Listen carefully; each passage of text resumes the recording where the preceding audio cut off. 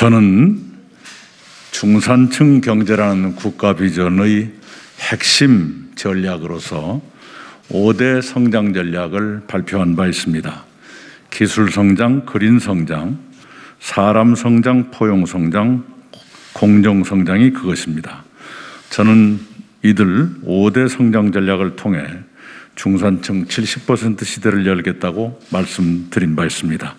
오늘은 그 구체적 실행 계획을 말씀 올리겠습니다.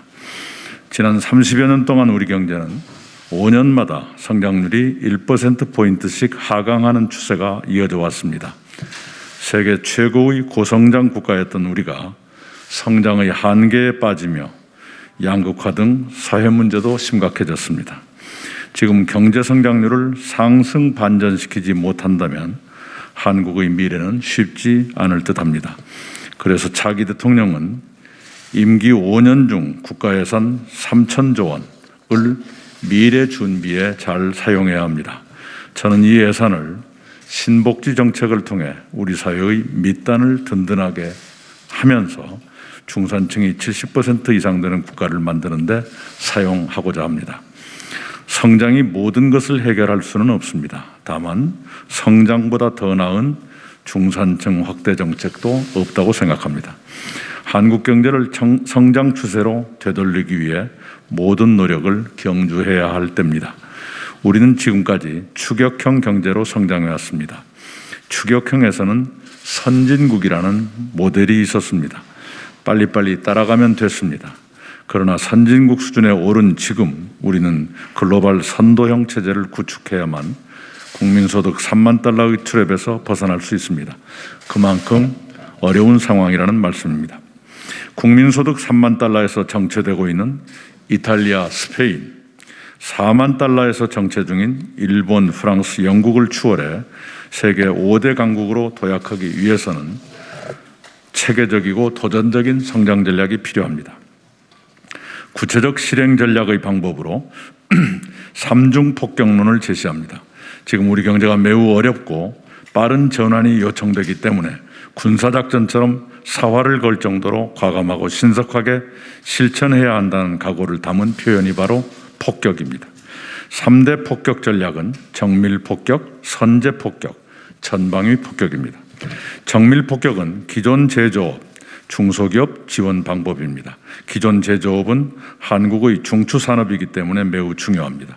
새로운 성장 동력으로 만들기 위해 각 산업과 기업의 여건에 맞는 정밀한 폭격이 필요합니다. 선제 폭격은 기술 성장 육성 방안입니다. 미래 산업, 특히 코어테크, 예컨대 반도체, 미래차, AI, 로봇, 바이오 같은 코어테크 등은 태동 산업이기 때문에 어느 국가, 어느 기업이든지 먼저 개발하고 투자하는 퍼스트 무버만 생존할 수 있습니다. 과감한 선제 폭격으로 초기 시장 선점이 필요합니다. 전방위 폭격은 서비스업 지원 정책입니다. 서비스업은 고용 비중이 매우 높으나 생산성은 낮습니다.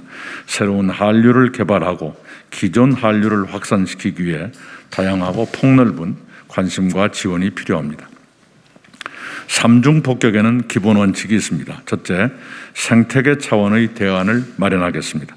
경제 전체를 하나의 큰 생태계와 세부적인 산업 생태계로 구분해서 전체 속에서 상호 영향을 주고받는 생태계 차원의 정책을 마련하겠습니다.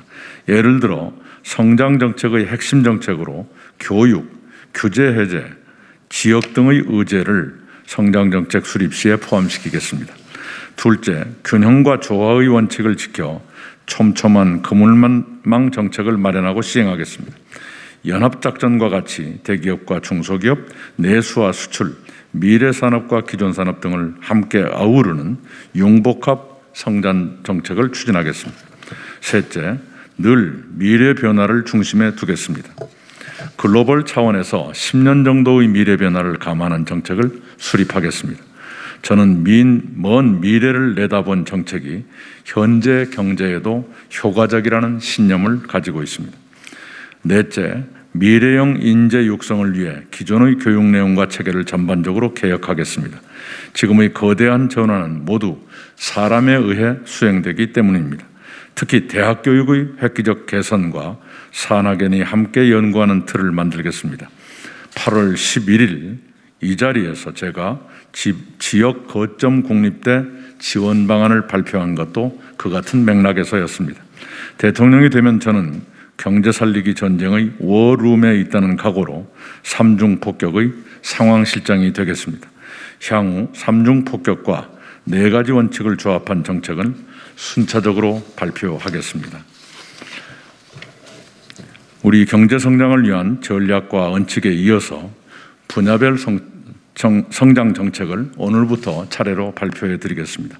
그 가운데 먼저 제조업 발전 방안에 대해 말씀드리겠습니다. 우리나라의 지난 60년간 경제 발전은 주로 섬유, 전자, 자동차, 조선, 철강, 석유화학 등 제조업이 주도했습니다.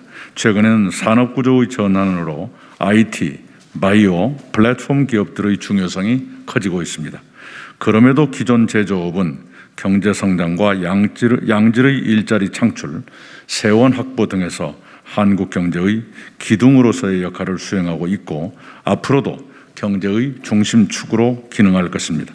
그러나 구조적으로 제조업은 글로벌 차원에서 중대한 고비에 처했습니다. 선진국의 기술 장벽이 나날이 높아지고 중국 등 후발국의 적극 공세로 우리의 경쟁력이 하락하고 있습니다. ESG 등 새로운 경영환경 도래도 제조업의 중요한 숙제입니다. 4차 산업혁명 시대에도 기존 제조업은 누군가 꼭 해야 합니다. 우리 경제에서 차지하는 비중이 여전히 크고 우리가 가장 잘하는 분야이기 때문에 다시 성장 동력화해야 합니다. 미래의 제조업은 과감한 기술 투자로 우리 경제가 추격형에서 선도형 경제로 나아가는데 중추적 역할을 해야 합니다. 그래서 기존 제조업을 세계적 차원으로 육성하기 위해 정밀 폭격 정책을 제안합니다. 정밀 폭격은 각 산업의 특성에 맞게 정교한 계획에 따라 핀셋형 지원 정책을 수립하고 시행해야 한다는 의미입니다. 기술 개발, 인력 양성, 세제, 인프라 등을 과감하게 혁신해야 합니다. 정밀 폭격을 통해 주요 산업에서 한국의 제조기업을 글로벌 최고 수준으로 육성해야 합니다. 대기업뿐만 아니라 중소기업도 동시에 정밀 폭격으로 지원을 강화해야 합니다. 기존 제조업 환경이 어렵지만 글로벌 선두업체들은 높은 성장과 수익을 창출하고 있습니다. 우선 글로벌 톱3 기업을 지정해 입체적이고 전폭적인 지원과 적극적 규제 완화로 세계적 기업으로 육성하겠습니다.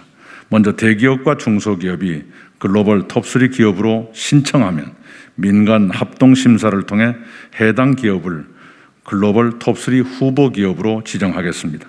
선정된 기업들에게 중요한 것은 기술력입니다. 산학연 연구 체계를 정비하고 강화해 글로벌 톱3 후보 기업을 전폭적으로 지원하겠습니다.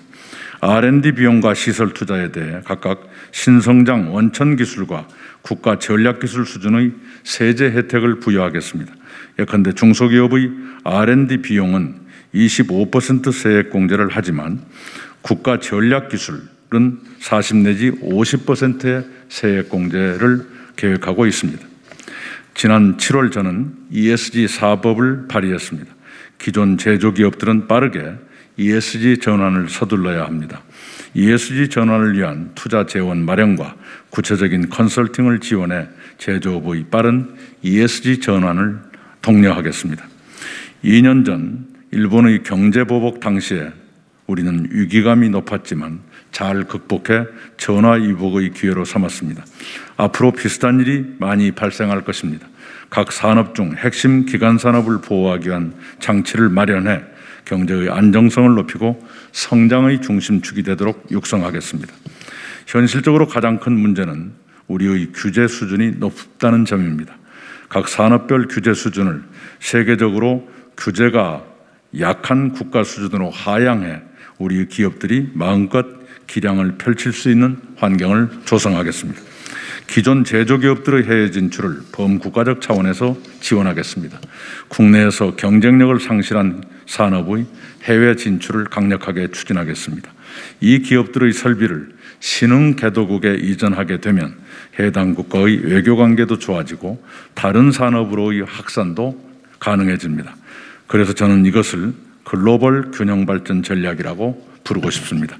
예를 들어서 한국이 강점을 가지고 있지만 경쟁력이 약화되고 있는 산업을 중심으로 신흥 개도국의 산업단지 전체를 수출한다는 목표로 국내는 관리와 연구개발, 교육, 마케팅 등에 집중하고 해외는 생산을 전담하는 이원 체제로 육성하겠습니다. 예를 들어 삼성전자의 베트남 진출, 현대차의 해외 진출 시에 대기업뿐만 아니라 많은 중소기업이 동반 진출하는 사례를 기존 제조업으로 확산시키는 정책입니다.